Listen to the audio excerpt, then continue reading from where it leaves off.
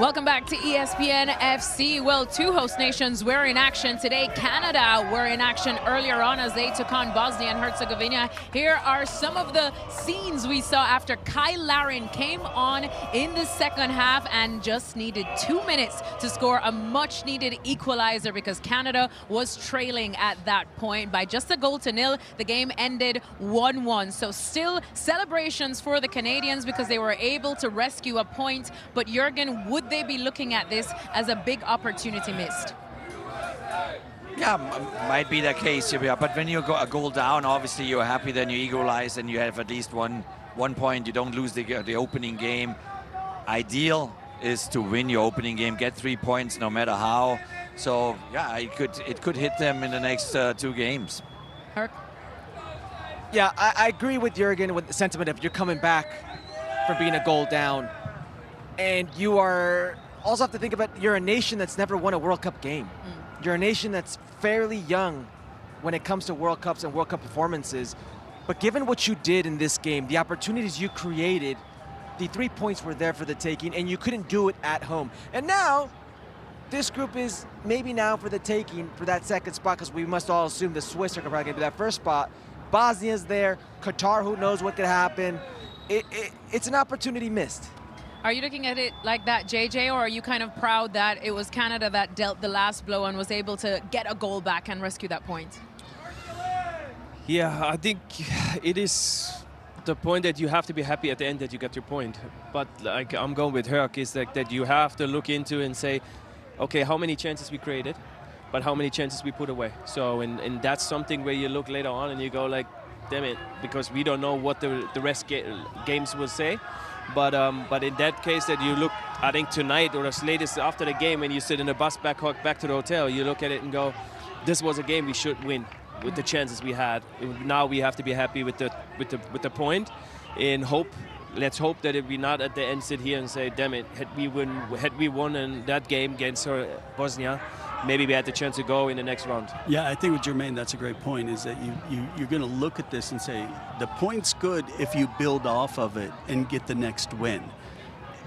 If it's a mistake and you now are under the, behind the 8 ball and trying to figure out what do we do now with still some difficult matches. Yeah. So yeah, it's an opportunity lost because they were the better team. And when you create that many chances, you have to take advantage of that and win. But there's also a positive factor. It's a positive, for sure. Because they were the better team. They created more chances. Right. They had a more opportunity. Yeah. You played a team that left Italy at home. Yes. Don't forget that Bosnia and Herzegovina kind of left Italy, and that hurts me, because. Of course. But it is really it's a difficult team to play. Yeah. It's a difficult team to kind of, Yeah. I completely agree with what you're saying. I mean, Bastoni left Italy at home, but I agree with what you're saying. This is a team that did what they needed to do to get here. That said, if you're playing at home and you create that many chances, you're thinking to yourself, if you're Canada, what else do we need to do? They're looking for their first World Cup win. I think as a whole for the program, it's an opportunity missed, but I agree with Jurgen. Jesse Marsh is probably thinking, I like what we did here. I think we can build on what we did here.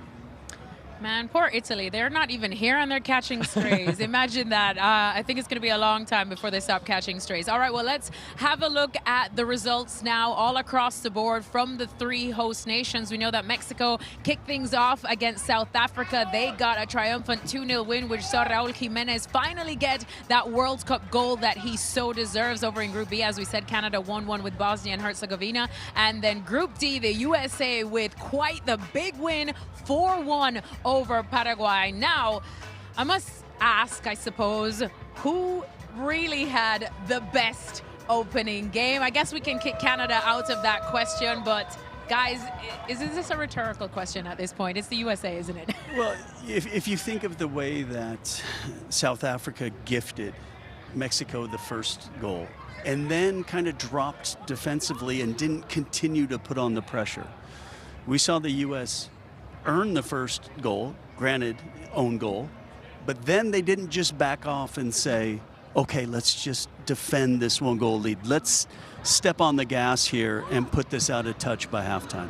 I mean, Casey, I have to follow up with you because I do know how you've spoken time and time again about how it's Gio Reyna that brings that X factor. But because of the season he has had, there were so many doubts surrounding him. Did he just silence all those doubts now and remind us who he is? Well, and I think this is what Pochettino saw. He saw it in friendlies leading up to this, that he is an option that can give you something that maybe somebody else can't. It wasn't necessarily needed today, but you see that if you're pushed and you need a goal late in the game, Gio can come on and be a difference maker.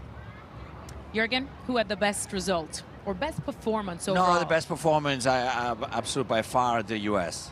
By far. I mean, this is a brilliant performance, one of the most wonderful performances we've seen since a long, long time. And they should get every compliment in the world. But at the same time, you know, if Mexico starts with a win, 3 points, you know, at Azteca Stadium, into the tournament, that creates a huge hype as well. So that gives them also confidence. That gives them also, and that's what I think Mexico needs really in a World Cup. They need to believe that they can go far. And so for them, I mean, yesterday, you know, I saw the fans streaming out of the Coliseum. There was a watch party with 50,000 people. You know, you tried to join, didn't you? I tried to, and they were dancing like they won the World Cup already. But it's awesome. It's awesome because it gives also, I mean, the players, they're watching that on TV as well, or social media nowadays, and it gives them trust in themselves. It gives them confidence, and so it's a very positive start for Mexico, but especially for the United States. JJ. Yeah, I will go with the US. I think with the ball, against the ball, I think you saw an amazing performance. But then there's other teams that are what I saw too. Like I like the game from South Korea, how they played and how they created chances. I think we talked about it. Canada played a good game. They don't score, but they had a lot of good games. I think Mexico, the same way, played a good game. There's some excited games, but I think so far, if we had to pick one, I think with the ball and against the ball, with the goals we scored, the chances we used, you have to say the US had definitely the best game. They had the most complete performance. If you look at Mexico, Mexico left a lot on the table with a South African team that was 2 men down. And when they had the foot on the accelerator, couldn't really push it. And then they also had Cesar Montes, their center back, sent off, so he won't be available for South Korea. So if you look at as a whole, who had more of a complete performance, it is a rhetorical question. It's a bad question for you. Oh, wow. First of all, our producers told me to put this question in, Herc. We have to just gas up the U.S. some more. Anyways, on that note, I have the absolute pleasure of kicking Herculez Gomez off of this set right now. He has to go I'm a man of the people. I'm going with the people. He has to go over and do our other show, Ahora o Nunca. If hearing this analysis in Espanol is your thing, make sure to head on over to ESPN Deportes to hear Herc speak some more drivel over there, but he'll just speak it in Spanish. All right, we're going to take a quick break now, but when we come back, we're going to shift our focus to Brazil. They take on Morocco, and we'll look ahead to it.